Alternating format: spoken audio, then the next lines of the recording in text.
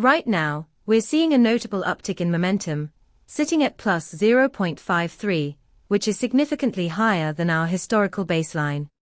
This isn't just a routine fluctuation. It indicates a growing positive sentiment score of plus 0.03 in global discussions.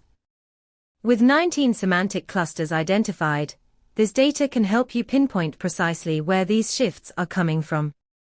Our API delivers comprehensive sentiment analysis, allowing you to integrate nuanced emotional insights into your applications.